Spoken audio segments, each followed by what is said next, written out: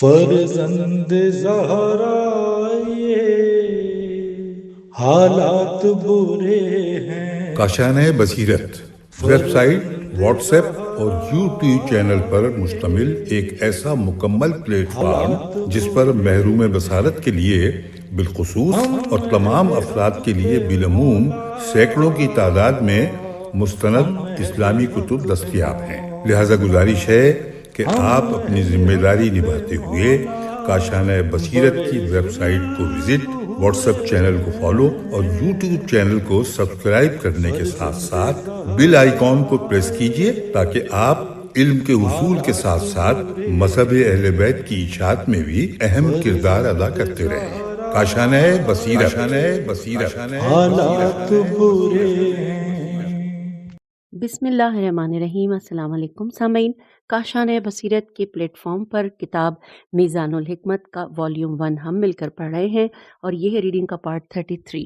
یہاں پر ہم فصل 18 پہ پہنچ گئے ہیں اور یہ فصل جو 18 تک ہم اس پہ پہنچے ہیں، یہ حرف با سے جو عنوانات ہیں ہم وہ پڑھ رہے ہیں۔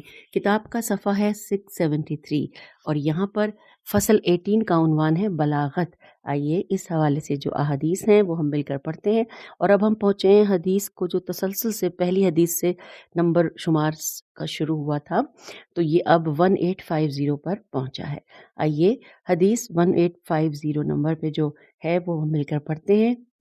مولا علی علیہ السلام فرماتے ہیں کتاب غرر الحکم میں کہ بلاغت وہ ہوتی ہے جو زبان پر سخت نہ ہو اور ذہن پر گراں نہ گزرے۔ حدیث نمبر 1851 پر ہے، مولا علی علیہ السلام کتاب غرر الحکم میں ہی فرماتے ہیں کہ بلاغت کا تقاضا ہے کہ تو کسی چیز کا جواب دینے میں دیر نہ کرے اور جو جواب دے اس میں غلطی نہ کرے۔ اب ہے حدیث 1852 اور یہ حضرت علی علیہ السلام کتاب غرر الحکم میں فرما رہے ہیں کہ جس نے کلام کو بنا سنوار کر پیش کیا اس نے بلاغت کا حق ادا کر دیا، اور ساتھ ہی یہ بھی لکھا ہے کہ بعض نسخوں میں ہے کہ اس نے بلاغت سے خیانت نہ کی۔ اور اب ہم پہنچ گئے حدیث 1853 پر۔ امام جعفر صادق علیہ السلام فرماتے ہیں کہ بلاغت زبان کی تیزی اور زیادہ ہذیان بکنے کا نام نہیں ہے، بلکہ بلاغت وہ ہے کہ جس سے معانی حاصل ہوں اور حجت مقصود ہو۔ اور حوالہ ہے کتاب تحفہ العقول جلد نمبر 230، بہار الانوار جلد 78 اور صفحہ 292۔ چلیے آگے چلتے ہیں، اگلی حدیث ہے 1854 پر۔ حضرت امام جعفر صادق علیہ السلام سے بلاغت کے بارے میں سوال کیا گیا تو آپ نے فرمایا کہ جو شخص کسی چیز کو جانتا ہو وہ اس کے بارے میں کم گفتگو کرے۔ جو بلیغ کو بلیغ کہتے ہیں، بے لام یہ غین، بلیغ کو بلیغ کہتے ہیں، اسی لیے کہتے ہیں کہ وہ اپنی مختصر اور معمولی سی کوشش کے ساتھ اپنے مقصد تک پہنچ جاتا ہے۔ حوالہ تحفہ العقول صفحہ 264، اور یہ حدیث ہم نے امام جعفر صادق علیہ السلام کی پڑھی۔ اگلی حدیث کا نمبر شمار ہے 1855 اور یہ امام جعفر صادق علیہ السلام کی حدیث ہے کہ 3 چیزوں میں بلاغت پائی جاتی ہے: مقصود تک پہنچنے کے لیے قریب ترین معانی کا حصول، غیر ضروری باتوں سے اجتناب، اور مختصر بات سے کثیر مطالب کی طرف رہنمائی کرنا۔ حوالہ کتاب تحفہ العقول صفحہ 334۔ اگلی حدیث ہے 1856 کہ مولا علی علیہ السلام کتاب غرر الحکم میں فرماتے ہیں کہ کبھی کبھار کی بلاغت کے بجائے اختصار کو کافی سمجھ لینا چاہیے۔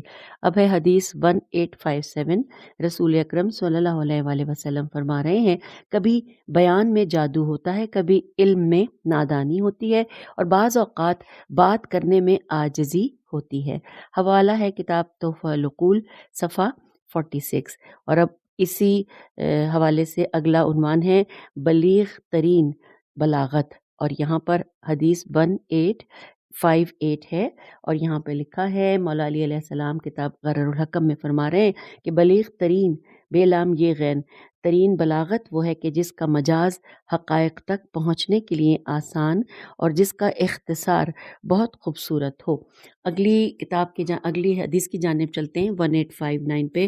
مولا علی علیہ السلام کتاب غرر الحکم میں فرماتے ہیں، بہترین کلام وہ ہے جسے اچھے طریقے سے مزین کیا گیا ہو، اور اسے ہر خاص و عام سمجھ سکیں۔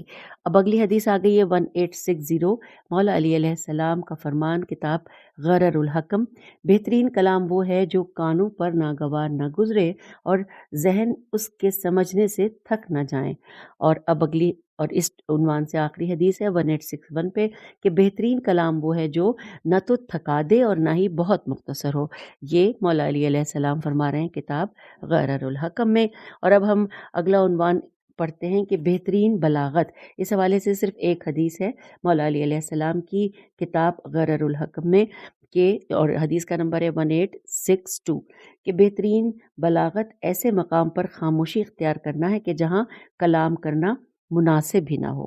اور اب آئیے اگلا عنوان ہے کلام میں سختی، اور یہاں پر حدیث نمبر 1863 ہے کہ خدا بند عالم کے نزدیک مبغوض ترین، میم بے غین واو زواد، مبغوض ترین بلیغ وہ ہے جو زبان کو گائے کی طرح چلاتا ہے۔ حوالہ کتاب کنز الاعمال اور خطبہ 7918، اور یہ رسول اکرم صلی اللہ علیہ وآلہ وسلم کی حدیث تھی۔ اگلی حدیث ہم پھر رسول اکرم صلی اللہ علیہ وآلہ وسلم ہی کی پڑھیں گے، اور حدیث کا نمبر شمار ہے 1864 کہ خدا بند عالم کو وہ شخص سخت ناپسند ہے جو اپنی زبان سے یوں کھیلتا ہے جیسے گائے اپنی زبان سے کھیلتی ہے، اور یہ حوالہ ہے کتاب کنز الاعمال خطبہ 7919۔ اور اب اگلی حدیث ہے 1865، رسول اکرم صلی اللہ علیہ وآلہ وسلم فرما رہے ہیں کہ خدا بند عالم نے ایسے لوگوں پر لعنت کی ہے جو خطبوں کو اشعار کی طرز میں ادا کرتے ہیں۔ حوالہ کتاب کنز الاعمال اور خطبہ نمبر 7916۔ آئیے اگلی حدیث ہے 1866، رسول پاک صلی اللہ علیہ وآلہ وسلم فرما رہے ہیں ان قریب ایسے لوگ بھی ہوں گے جو اپنی زبانوں سے اس طرح کھائیں گے جیسے گائے زمین سے کھاتی ہے۔ حوالہ کتاب کنز الاعمال خطبہ نمبر 7914۔ اور اب اگلا نمبر شمار ہے حدیث کا 1867، اور رسول پاک صلی اللہ علیہ وآلہ وسلم فرماتے ہیں کہ میری امت کے بدترین لوگ وہ ہیں جو زیادہ باتونی لوگوں کو زبان کے زخم لگاتے اور متکبر مزاج ہوتے ہیں۔ اور اس کو دوبارہ پڑھتے ہیں، میری امت کے بدترین لوگ وہ ہیں جو زیادہ باتونی لوگوں کو زبان کے زخم لگاتے ہیں اور متکبر مزاج ہوتے ہیں۔ میری امت کے بہترین لوگ وہ ہیں جن کے اخلاق اچھے ہیں، اور حوالہ ہے کتاب کنز الاعمال خطبہ 7910، اور قول مؤلف میں لکھا ہے کہ کنز الاعمال جلد نمبر 3 صفحہ 561۔ اور اب اگلا عنوان ہے بلاغت، اور یہاں پر حدیث 1868 پر ہم پہنچے ہیں، اور یہ مولا علی علیہ السلام کا کتاب غرر الحکم کا میں بیان کیا ہے مولا نے کہ عقل مند دل اور بولنے والی زبان بلاغت کی علامات ہیں۔ حوالہ تو آپ کو میں نے پہلے بتا دیا، اور اب ہم حدیث 1869 پہ پہنچے ہیں۔ مولا علی علیہ السلام کتاب غرر الحکم میں فرماتے ہیں کہ بسا اوقات بلیغ انسان اپنی حجت بیان کرنے سے قاصر ہو جاتا ہے، اور بعض اوقات فصیح انسان جواب کو خلط ملط کر دیتا ہے۔ اور اب اگلی حدیث نمبر شمار 1870، مولا علی علیہ السلام کتاب غرر الحکم میں فرما رہے ہیں مناظرے کے موقع پر کلام کو بار بار دہرانا اور باہمی گفتگو کے موقع پر بار بار کھانسنا بعض نسخوں میں ہے بار بار فخر و مباحات کا اظہار اور عاجز آنے کی علامت بھی ہے۔ چلیے اگلی حدیث کے نمبر شمار کی جانب 1871، مولا علی علیہ السلام فرماتے ہیں ہر کلام کے بادشاہ ہیں، ہم ہی میں اس نے جڑیں پکڑی ہیں اور ہم ہی پر اس کی شاخیں سایہ فگن ہیں۔ حوالہ کتاب بہار الانوار جلد 71 صفحہ 292، اور ساتھ ہی نہج البلاغہ کا نام لکھا ہے، لیکن اس کی مزید تفصیل یہاں موجود نہیں۔ اگلی حدیث ہے 1872، مولا علی علیہ السلام غرر الحکم میں فرما رہے ہیں اپنی زبان کی تیزی اس کے خلاف استعمال نہ کرنا کہ جس نے تجھے بولنا سکھایا، اور اپنے کلام کی بلاغت اس کے خلاف استعمال نہ کرنا کہ جس نے تجھے سیدھی راہ دکھائی ہے۔ اور اب چلتے ہیں اگلے صفحے اور اگلے عنوان نہیں بلکہ سامعین یہاں پہ ہم اگلی فصل پہ آ گئے، ماشاءاللہ فصل 19 ہے، اور ہم ابھی حرف باہی کے حوالے سے پڑھ رہے ہیں۔ فصل 19 کا عنوان ہے تبلیغ۔ آئیے اس میں دیکھتے ہیں، اس میں ترجمان حق کے حوالے سے صرف ایک حدیث ہے کہ مولا علی علیہ السلام کتاب غرر الحکم میں فرماتے ہیں 1873 نمبر ہے حدیث کا کہ اللہ تعالیٰ کے پیغمبر حق کے ترجمان اور خالق و مخلوق کے درمیان سفیر ہوتے ہیں۔ اور اب اگلا عنوان آ گیا مسلمان مبلغ کی خصوصیات، اور یہاں پہ لکھا ہے کہ مبلغ خدا کے سوا کسی سے نہیں ڈرتا۔ اور قرآن مجید کی یہاں پر ایک آیت ہے سورہ احزاب کی آیت 39 کہ جو لوگ حکم خدا کی تبلیغ کرتے ہیں اسی سے ڈرتے ہیں اور سوائے اللہ کے کسی سے نہیں ڈرتے، اور حساب لینے کو اللہ ہی کافی ہے۔ اور یہاں پر اب حدیث پڑھتے ہیں۔ حدیث کے حوالے سے یہاں پہ لکھا ہے کہ قول مؤلف ہے کہ اس بارے میں ملاحظہ ہو، معروف نمبر 2 لکھا ہے بریکٹ میں، باب 2702، تو اس کتاب اس کا میں زیادہ حقدار ہوں کہ تو مجھ سے ڈرے۔ یہاں پر صرف اتنا ہی لکھا ہے، اور اس کے بعد پھر یہاں پہ دوسرے نمبر پہ لکھا ہے کہ مبلغ خوشخبری دیتا ہے، لوگوں کو محبت سے بلاتا ہے اور متنفر نہیں کرتا۔ اس حوالے سے قرآن کی آیت سورہ احزاب کی آیت 45 اور 46 ہیں، اے پیغمبر ہم نے آپ کو لوگوں پر گواہ، خوشخبری دینے والا، ڈرانے والا، حکم خدا سے خدا کی طرف لوگوں کو دعوت دینے والا اور روشن چراغ بنا کر بھیجا ہے۔ اب یہاں پہ حدیث نمبر 1874 ہم پڑھنے جا رہے ہیں۔ اس سے پہلے جو ہم نے پڑھا وہاں پہ حدیث نہیں تھی، ترجمان حق کے ساتھ ہم نے حدیث 1873 پڑھی تھی، اور اب یہاں پر ہم حدیث 1874 پڑھ رہے ہیں۔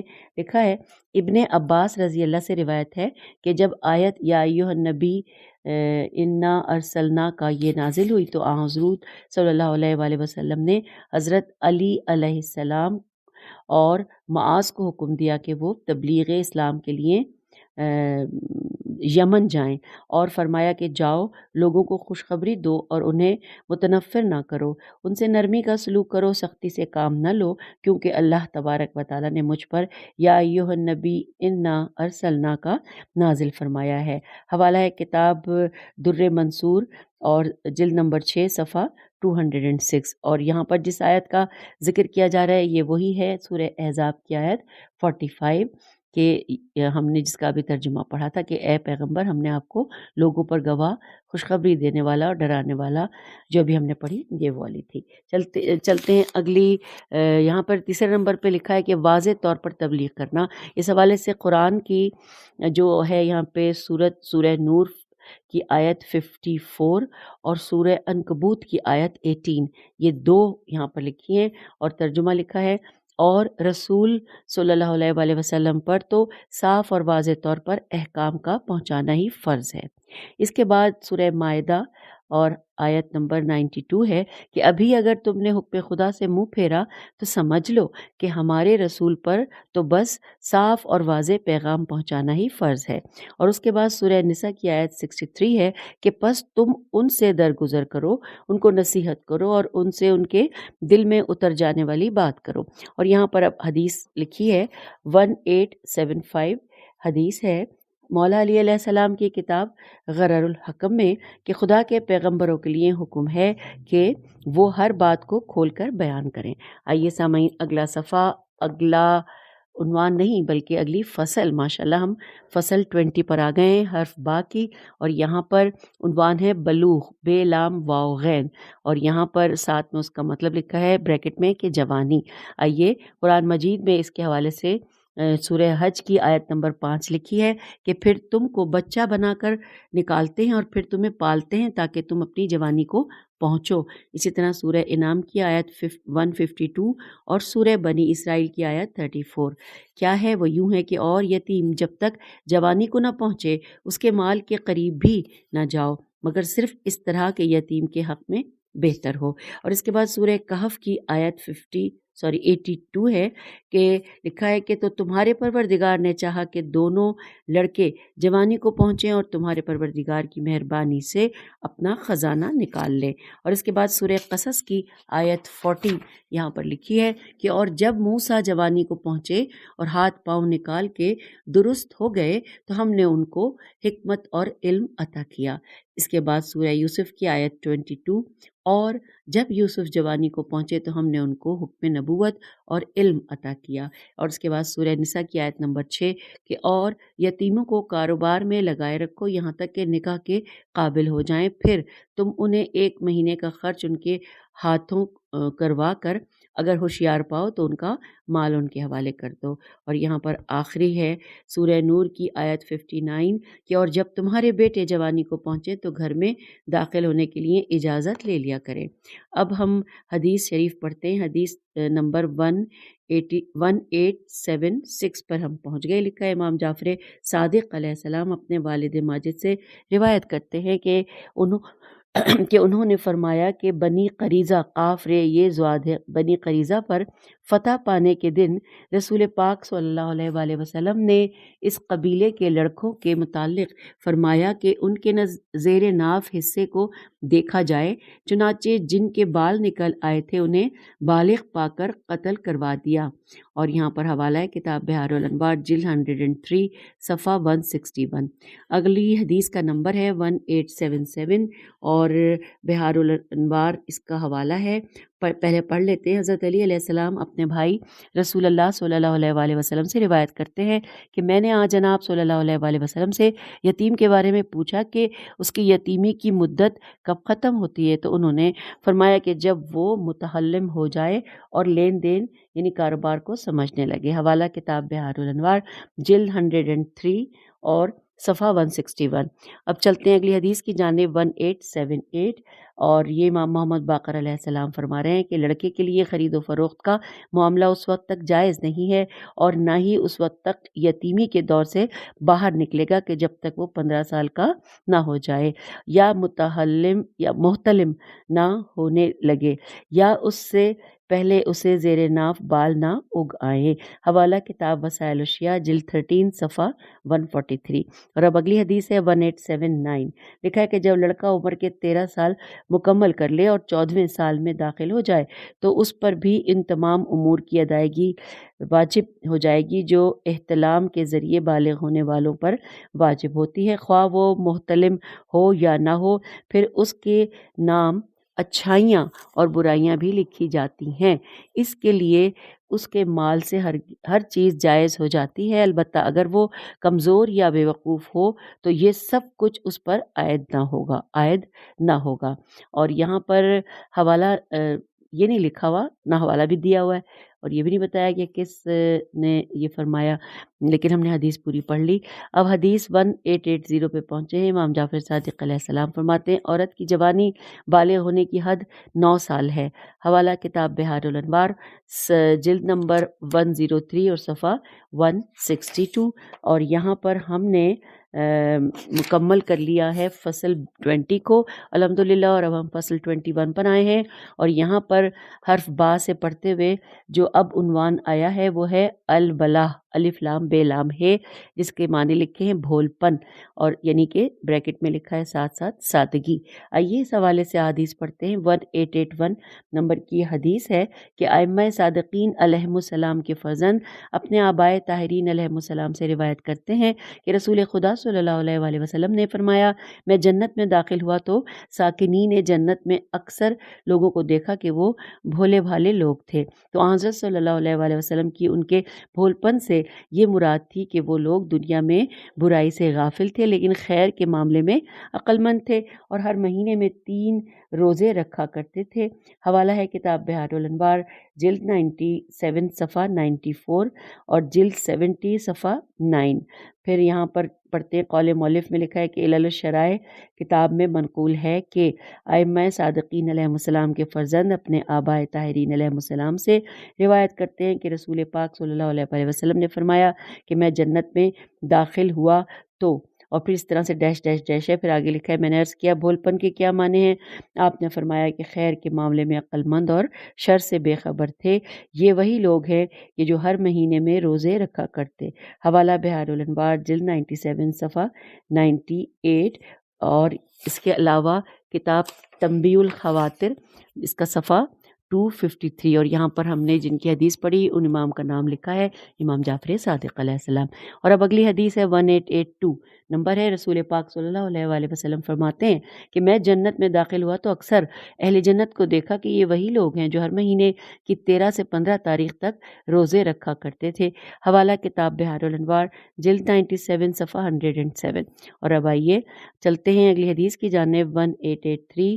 رسول پاک صلی اللہ علیہ وآلہ وسلم فرما رہے ہیں میرے میرے بھائی حضرت عیسیٰ علیہ السلام نے اپنے حواریوں سے فرمایا کہ اے میرے حواریوں، شر کے معاملے میں بھولے بنے رہو، ایسے جیسے کہ کبوتر ہوتا ہے۔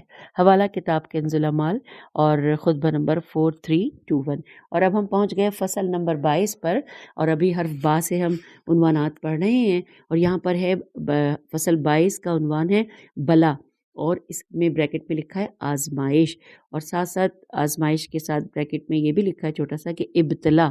تو آئیے قرآن مجید سے سب سے پہلے پڑھتے ہیں۔ یہاں پہ سورہ انبیاء کی آیت 35 ہے کہ اور ہم تمہیں شر، مصیبت اور خیر، راحت سے آزماتے ہیں۔ اب اگلی ہے سورہ مومنون آیت 30 کہ اس میں شک نہیں کہ اس میں ہماری قدرت کی بہت سی نشانیاں ہیں، اور ہم کو تو بس ان کی آزمائش منظور تھی۔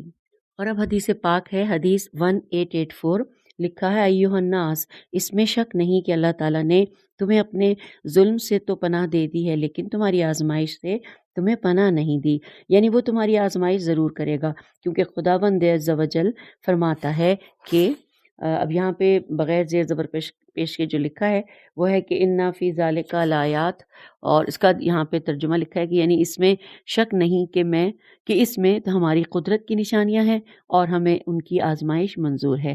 حوالہ کتاب شرح نہج البلاغہ جلد 11 صفحہ 110، اور یہ مولا علی علیہ السلام کی حدیث ہم نے پڑھی تھی۔ اور اب اگلی حدیث آ گئی 1885۔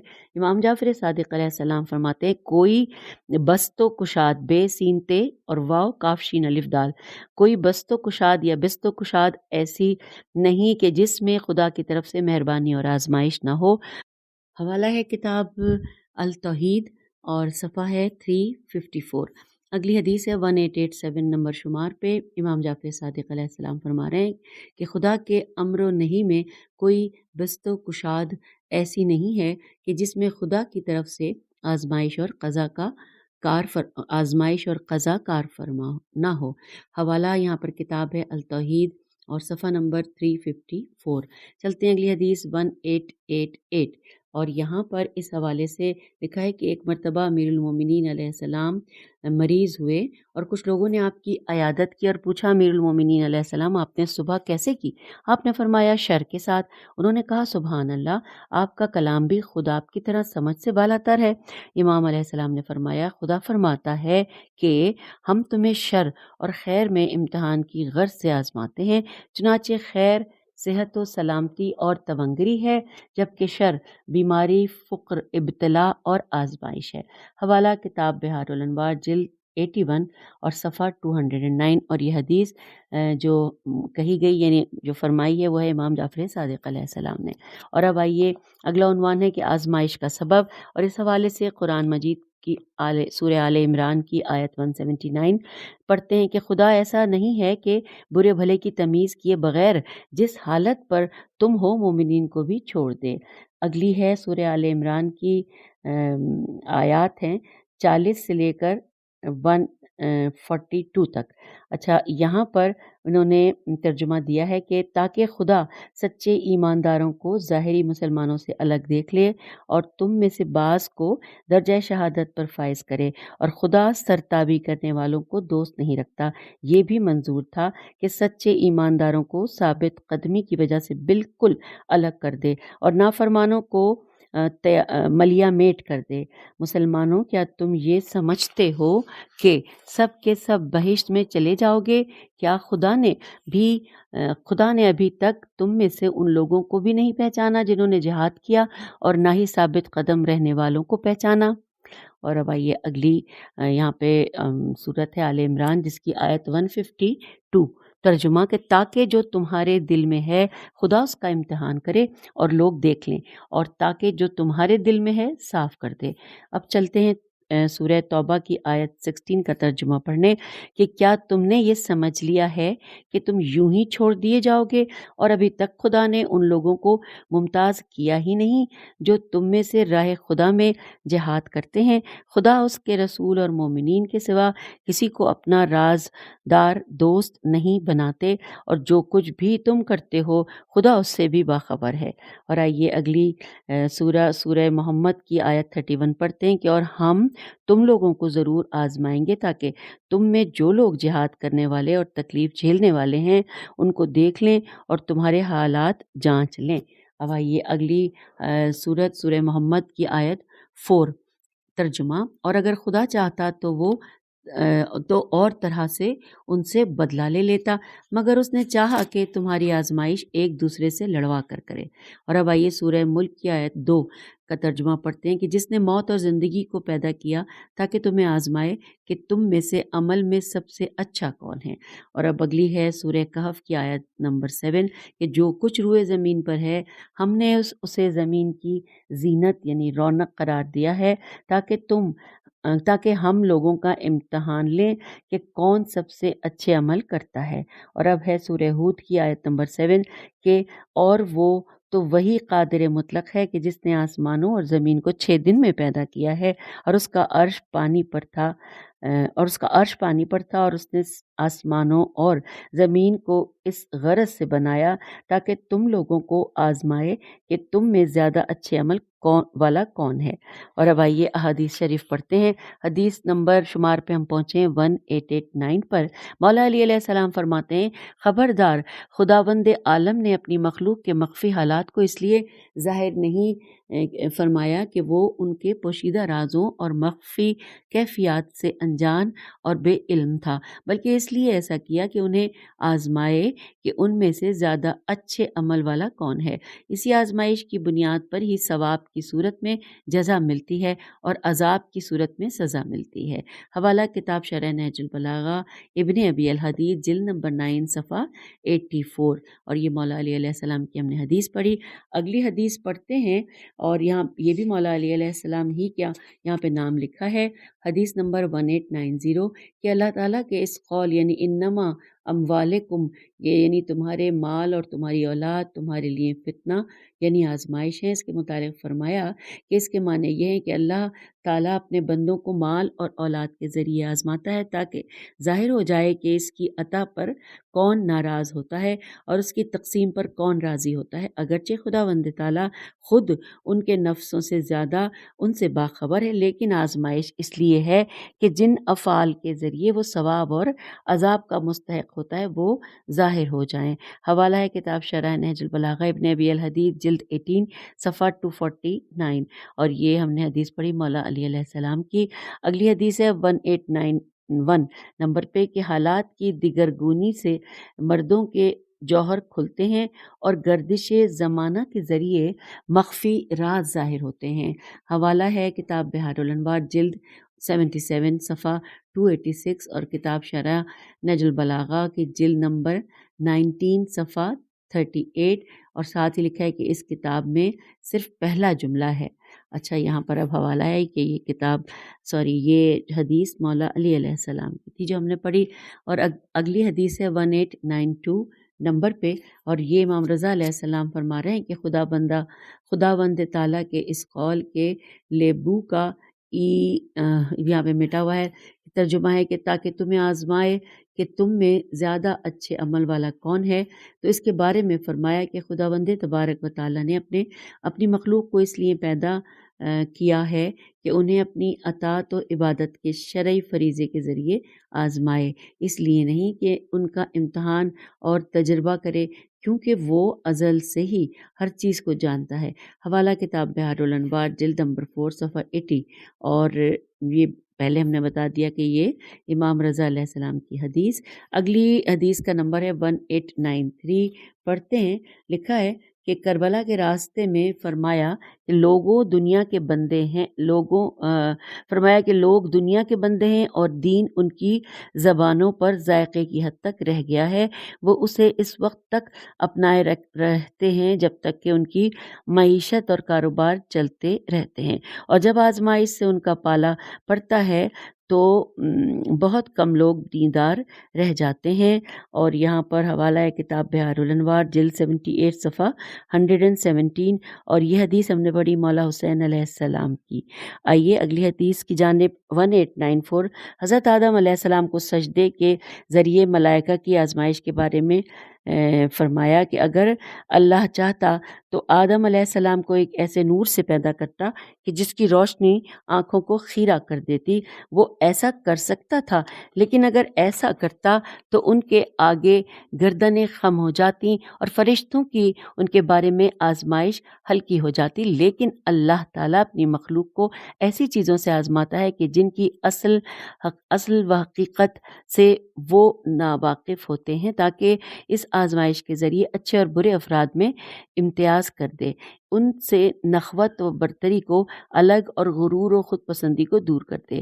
حوالہ کتاب شرح نہج البلاغہ جلد 13 صفحہ 131، اور یہ ہم نے پڑھا کلام مولا علی علیہ السلام کا۔ آئیے حدیث نمبر 1895 پہ چلتے ہیں۔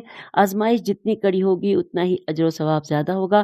تم دیکھتے نہیں کہ اللہ نے آدم علیہ السلام سے لے کر اس جہان کے آخر تک کے اگلے پچھلوں کو ایسے پتھروں سے آزمایا جو نہ تو نقصان پہنچا سکتے ہیں اور نہ فائدہ، نہ سن سکتے ہیں اور نہ دیکھ سکتے ہیں۔ اس نے ان پتھروں ہی میں اپنا محترم گھر قرار دیا کہ جسے لوگوں کے لیے امن کے قیام کا ذریعہ ٹھہرایا۔ لیکن اللہ تعالیٰ اپنے بندوں کو گناہ گو سختیوں سے آزماتا ہے اور ان سے ایسی عبادت کا خواہاں ہے کہ جو طرح طرح کی مشقتوں سے بجا لائی گئی ہو، اور انہیں قسم قسم کی ناگواریوں سے جانچا ہے تاکہ ان کے دلوں سے تمکنت و غرور کو نکال باہر کرے اور ان کے نفوس میں عجز و فروتنی کو جگہ دے، اور یہ کہ اس ابتلاء و آزمائش کی راہ سے اپنے فضل و امتنان کے کھلے ہوئے دروازوں تک انہیں پہنچائے۔ حوالہ کتاب غرر الحکم جلد نمبر 13 صفحہ 156، اور یہ مولا علی علیہ السلام کی حدیث تھی جو ہم نے پڑھی۔ اور اب حدیث کا نمبر ہے 1896، اور یہ مولا علی علیہ السلام ہی کی حدیث ہے کہ تمہیں آزمائش کی بھٹی سے ضرور گزرنا ہے، تمہیں چھلنی سے ضرور چھانا جاتا ہے، اور اوپر کا آدمی نیچے چھانا جانا ہے، حتیٰ کہ تمہارا نچلے درجے کا آدمی اوپر آ جائے اور اوپر کا آدمی نیچے چلا جائے۔ اسی طرح جو کوتاہی کی وجہ سے پیچھے رہ جاتے تھے وہ آگے بڑھیں، اور جو سبقت کر چکے ہیں وہ پیچھے رہ جائیں۔ حوالہ کتاب بحار الانوار جلد نمبر 5 صفحہ 218، اور کتاب کافی کا بھی نام ہے لیکن اس کے حوالے سے اور کوئی معلومات نہیں ہے۔ اور یہ ہم نے حدیث پڑھی مولا حضرت علی علیہ السلام کی، اور اب اس عنوان پہ آخری حدیث ہے 1897 نمبر پہ کہ تونگری اور خوشحالی پر اتراؤ نہیں اور فقر و آزمائش سے گھبراؤ نہیں، کیونکہ سونے کو آگ کے ذریعے ہی پرکھا جاتا ہے اور مومن کو آزمائش کے ذریعے ہی۔ یہ مولا علی علیہ السلام نے فرمایا کتاب غرر الحکم میں۔ اور اب ہم نے اس صفحہ نمبر 695 کو مکمل کر لیا ہے، اور یہاں پر ہم اگلا عنوان ہے وہ ہے مومن کے لیے شدت آزمائش۔ لیکن سامعین، ہم آپ سے کتاب کے صفحہ 695 پر اجازت چاہتے ہیں، پھر تفصیل سے اگلے ٹاپک کو پڑھیں گے اگلی نشست میں۔ اجازت دیجیے، خدا حافظ، فی امان اللہ۔